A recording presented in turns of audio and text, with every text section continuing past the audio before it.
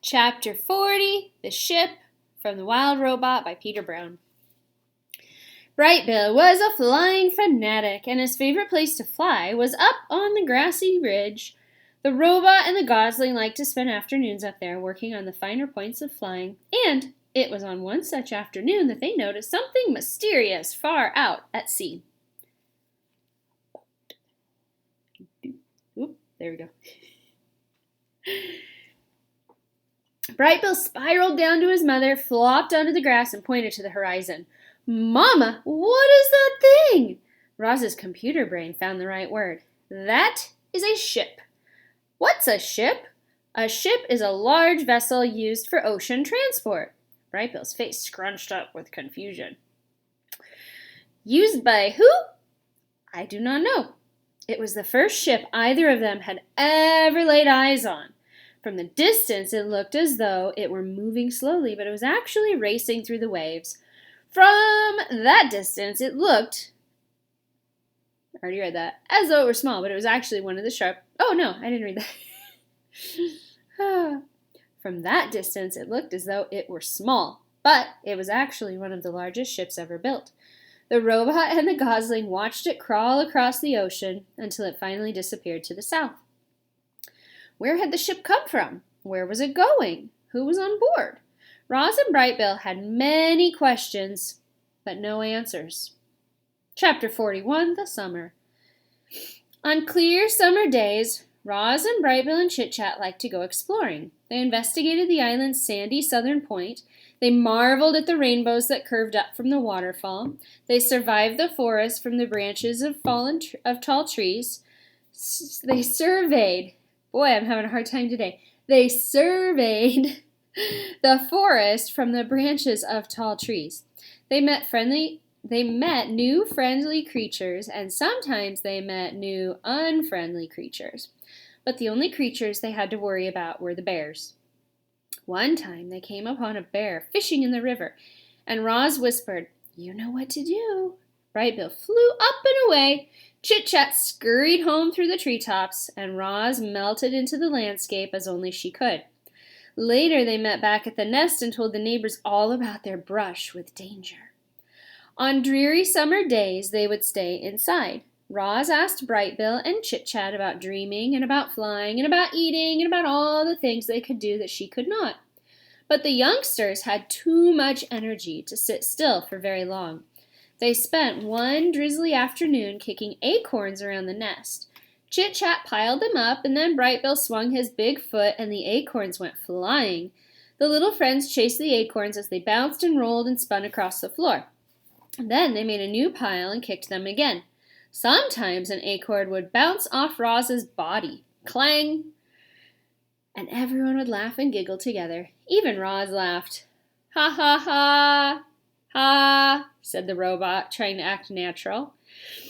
On clear summer evenings, they would sit outside and watch fireflies twinkling around the pond.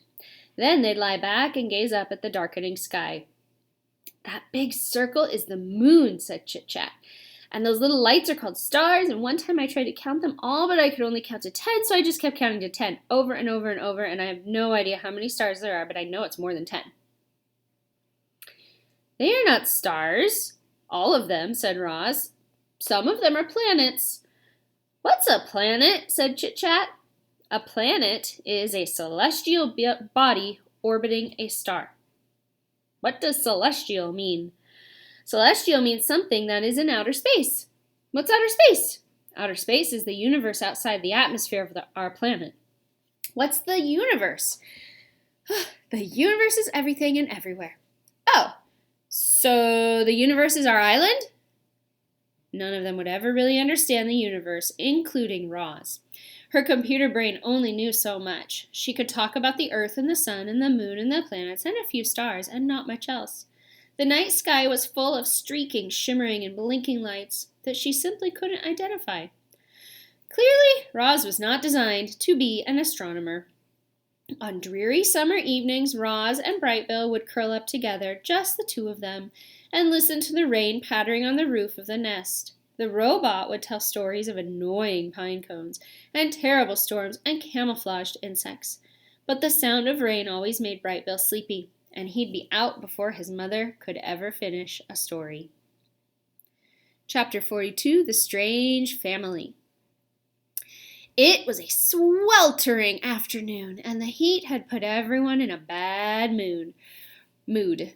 Roz was standing in the shade watching her son out on the water. The other goslings were teasing him about something when they suddenly burst into laughter, and Bright Bill turned and hurried home with a stormy expression on his face. He stomped into the garden and right past his mother without saying a word.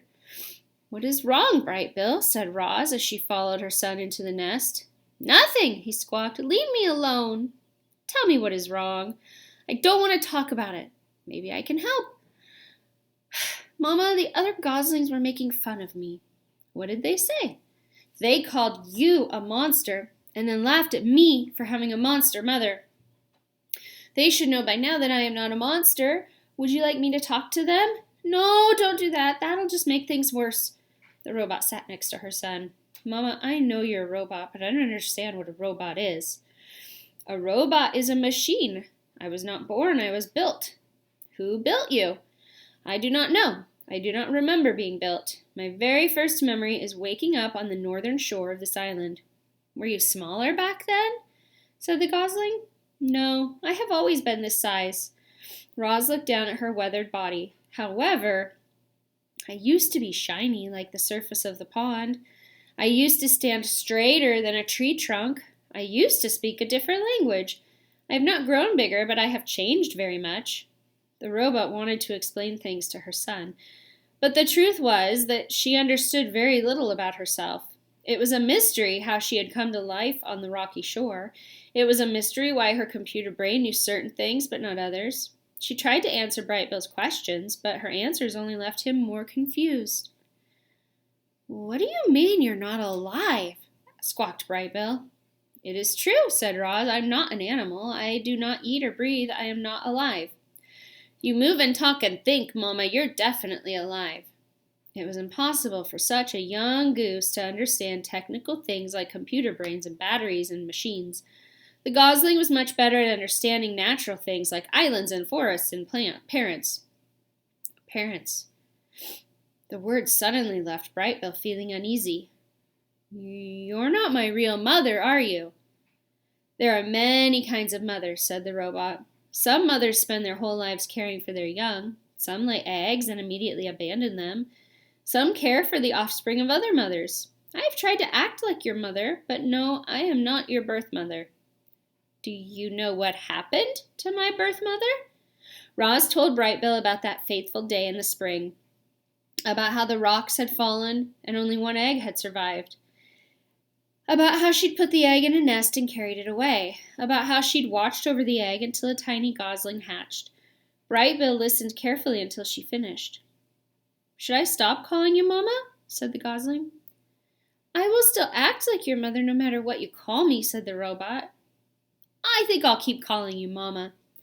"I think I will keep calling you Son." "We're a strange family," said Bright Bill with a little smile, "but I kind of like it that way." "Me too," said Roz. And our next chapter will be 43, The Gosling Takes Off.